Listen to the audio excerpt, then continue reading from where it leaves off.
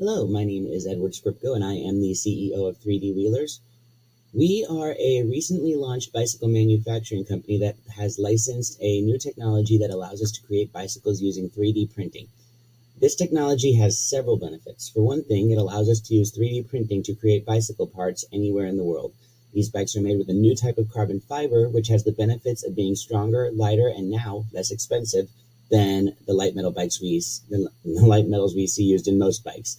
Moreover, this technology allows us to give customers attention by creating custom bikes built specifically to their needs related to size, gender, etc.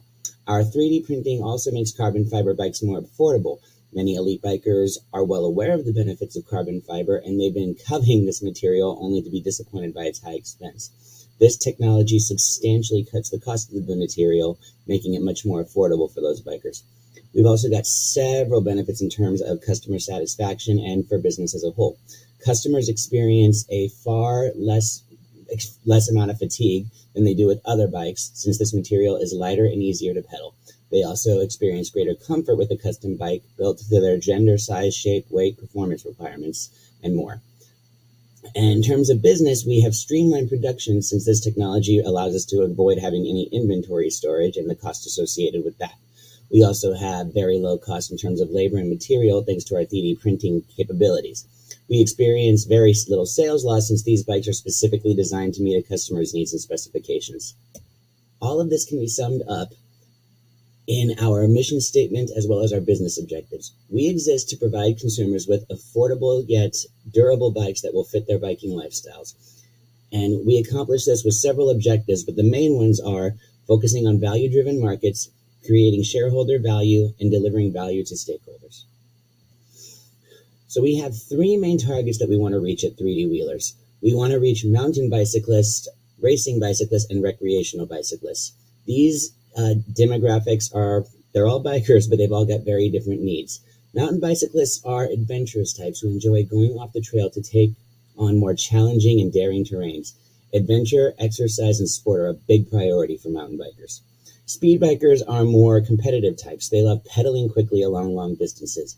They love speed, which is great considering how much they can benefit from our lightweight material and easy pedaling. Then there's the recreational segment. These casual bikers are interested in having fun while getting a little bit of exercise in the process. Many of them are also new to biking, and they want to experience benefits that are specific to both mountain bikers and racing bikers. Because recreational bikers are interested in both mountain and race biking benefits, we focus much of our attention on reaching those two demographics as we've started out our company. We felt this would boost our reputation as a bike designing company that could meet the needs of specific demographics. So how did this pay off? Well, based on the data shown here, it proved fruitful. We have achieved 50% of the market share in the mountain bike category, as well as 19% in the speed biking market share. This is pretty impressive considering that we are a newly launched company trying to demonstrate our expertise in these respective markets. That said, we did make a bit of a mistake in neglecting the recreational consumer. But the good news is we didn't completely fail in that category either. If you look at the data, we are in blue, and we did achieve at least a small percentage of recreational bikers, which we are grateful for. That said, the time has now come to open the path to developing a brand that is going to be much more suitable to the recreational bikers' needs. This may not happen instantly, and it could be a more long-term goal since we have some catching up to do, but opening the opportunity is an absolute must. With all of that in mind, let's take a look at the decisions that have affected our past financial performance. On the right of the screen, you'll see our scorecard for quarter 3. And I'm happy to say we did meet our maximum standard in almost every areas and at least met our minimum standard of success in others. How did we pull this off? Well, for one thing, we took advantage of advertising. We paid for advertising space in various outlets such as sports magazines, biking magazines, and even ads in business and general news magazines. These were not cheap investments by any stretch of the imagination. As it is, sports magazines charge $10,000 for advertising space, and general news magazines charge $8,000 for advertising space. And we also had to put a lot of money into system improvement costs. Our statement of cash flows shows that we had to spend $100,000 in system improvement costs. This was largely related to increased product demand, particularly with our mountain bikes. And we also had a few complaints come in that there were some defects in some of our mountain bikes, with some people reporting injuries. So having considered all of this, our decisions have provided us with certain strengths, weaknesses, opportunities, and unfortunately a few threats. Our greatest strength is in our wealth. In dividing our net equity by our total stockholders' equity, we see that we are making practical use of our investments. We'd love to be doing a little bit more, but we are far from going bankrupt, so we're definitely thrilled about that.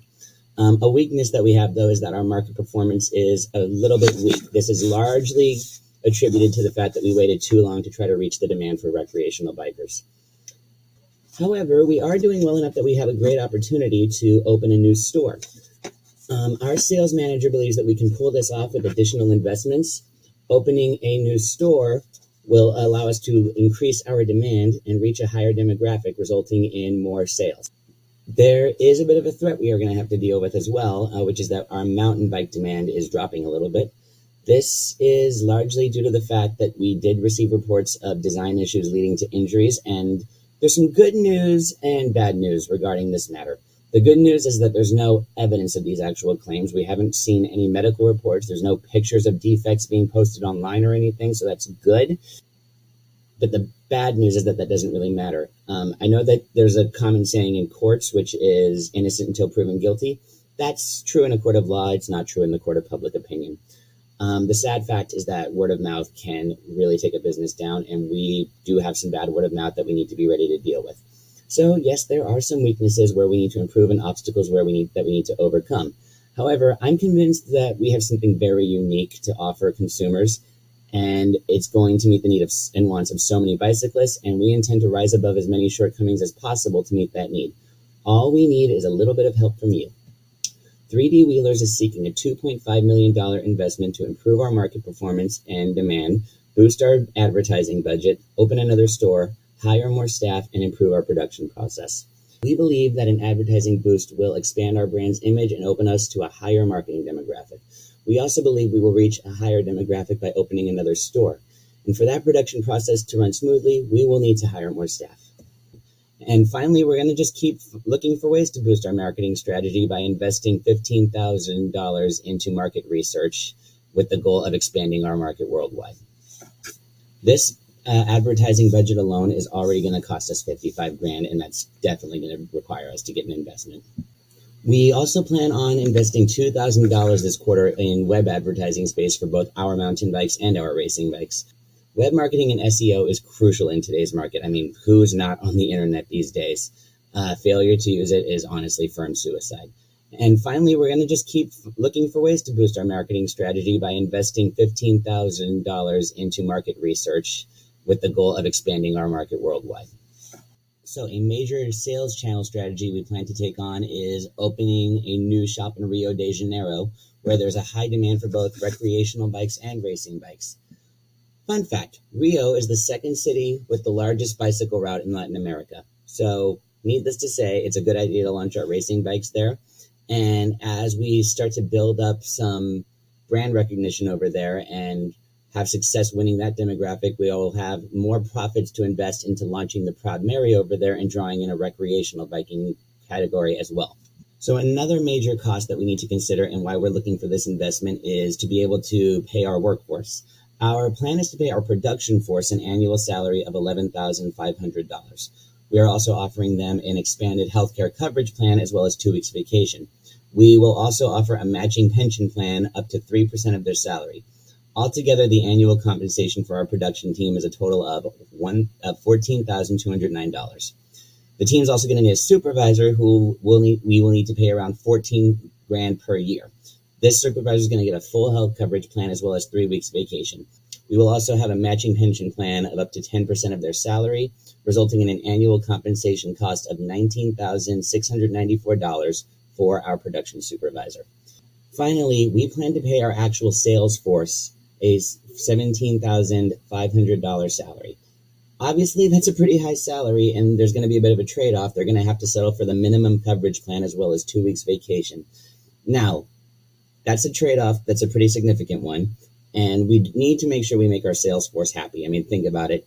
if they're not happy, the customers are going to know it, and it's not going to look good. Do you want to buy anything from someone who looks like they've been sucking on lemons all day? So to make up for those lost benefits, we're going to match 5% of their income with our pension plan. All of this is going to sum up to a annual compensation of $21,097.